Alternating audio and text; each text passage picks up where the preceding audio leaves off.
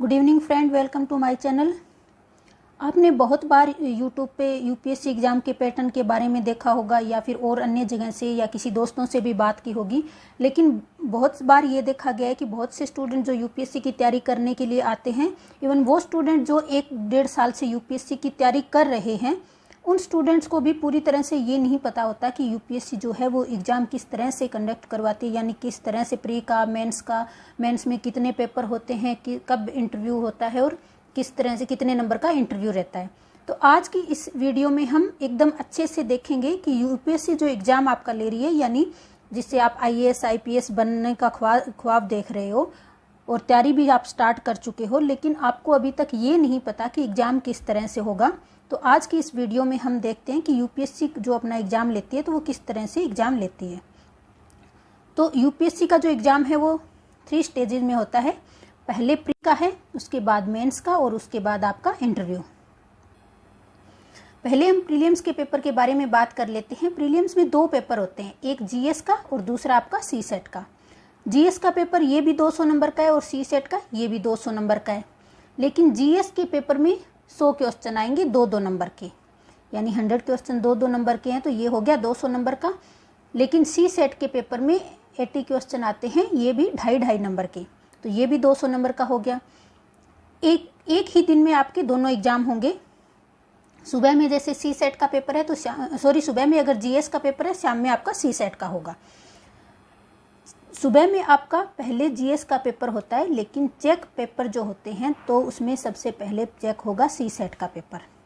इसमें अगर आपके 200 में से 33% यानी 200 में से 66 नंबर आ जाते हैं तो ये वाला पेपर आपका क्लियर है। उसके बाद आपका जीएस का पेपर चेक होगा, इसमें आपका लगभग 50% के आसपास आ जाते हैं, तो अगर आप जनरल कैटेगरी से हैं तो भी आपका क्लियर हो जाएगा, क्योंकि जनरल की हम कट ऑफ की बात करें तो पिछली बार गई थी 92, उससे पहले 98, यानी आपकी 100 के आसपास जनरल कैटेगरी की कट ऑफ रहती है, बाकी सबकी इससे नीचे नीचे रहती है। अब इन दोनों पेपर को क्लियर करने के बाद आप मेंस में एंट्री करेंगे। मेंस में आपके कुल 9 पेपर होते हैं, जिसमें एक पेपर आपका एसए का रहेगा, 4 पेपर आपके जीएस के रहेंगे, 2 पेपर आपके लैंग्वेज के रहते हैं और 2 पेपर ऑप्शनल के। ऑप्शनल का सब्जेक्ट एक ही होता है, लेकिन एक ही सब्जेक्ट के आपके 2 पेपर होंगे। अब पहले है एसए का पेपर, तो ये है 250 का, 250 नंबर का। उसके बाद जीएस के 4 पेपर होंगे, यानी 250 नंबर का एक पेपर है, तो चारों पेपर हो गए 1000 के। उसके बाद आपके लैंग्वेज के पेपर रहते हैं, जैसे हिंदी या इंग्लिश।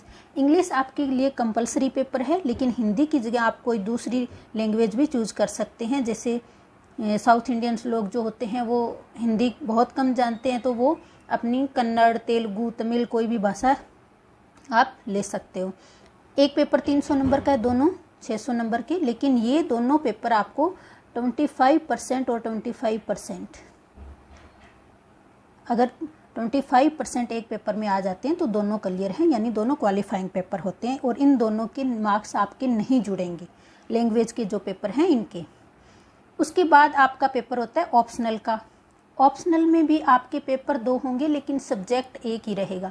कोई भी सब्जेक्ट आप जैसे लेते हैं, जैसे मान लीजिए आपने हिस्ट्री लिया तो हिस्ट्री के ही आपके 2 पेपर होंगे। अगर आपने पॉलिटिकल साइंस लिया तो उसी के आपके 2 पेपर होंगे। सब्जेक्ट एक रहेगा और एक ही सब्जेक्ट के 2 पेपर रहेंगे। टोटल 9 पेपर हैं और कुल 1750 नंबर का आपका मेंस होगा, 250, 1000 और 500, तो 1750 नंबर का आपका मेंस का पेपर रहेगा।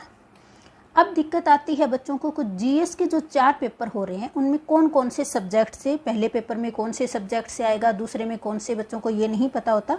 तो चलिए इसके बारे में भी हम बात कर लेते हैं। जीएस का जो पहला पेपर है उसमें पूछा जाता है history, geography, art and culture और इंडियन सोसाइटी से। दूसरे पेपर में आपसे पूछा जाएगा पॉलिटिकल साइंस, जैसे कॉन्स्टिट्यूशन और इंटरनेशनल रिलेशन से संबंधित ये पेपर रहेगा। उसके बाद जीएस 3 का जो पेपर होगा, जिसमें Indian economics, disaster management, environment, इन सब से क्वेश्चन पूछे जाएंगे। और चौथा आपका पेपर रहता है एथिक्स एंड इंटीग्रिटी का। तो इस तरह से आपके 4 पेपर रहेंगे जीएस के। उसके बाद आपका होगा 275 नंबर का इंटरव्यू। अगर आप इन स्टेज को क्लियर कर जाते हैं तो आप यूपीएससी क्लियर कर जाते हैं। तो अब मेरे को लगता है कि आपको अच्छे से सारी चीज़ें समझ में आ गई हैं। और अगर आपने स्टार्ट कर दिया है तो अंत में मैं यही कहूँगी कि बीच रास्ते से लौटने का कोई फ़ायदा नहीं। लौटने पर भी उतनी ही दूरी तय करनी पड़ेगी जितनी दूरी तय करके लक्ष्य तक आप पहुँच सकते हैं। तो अगर आपने तैयारी शुरू कर दी है तो आप उसे अच्छे से कीजिए और फर्स्ट या सेकंड अटेम्प्ट में ही निकालने की ज़्यादा से ज़्यादा कोशिश कीजिए, क्योंकि जितना लंबा आप टाइम खींचेंगे उतना ही उन्हीं चीज़ों को बार बार फिर से पढ़ना पड़ेगा। तो कोशिश कीजिए कि चीज़ों को अच्छे से 1 2 4 बार में ही, यानी मतलब 2-4 बार रिवाइज करके चीज़ों को अच्छे से कवर कर लिया जाए और फर्स्ट या सेकंड अटेम्प्ट में आप यूपीएससी क्लियर कर जाओ। तो इसी तरह की न्यू जानकारी के साथ नेक्स्ट वीडियो में फिर मिलेंगे। तब तक के लिए धन्यवाद।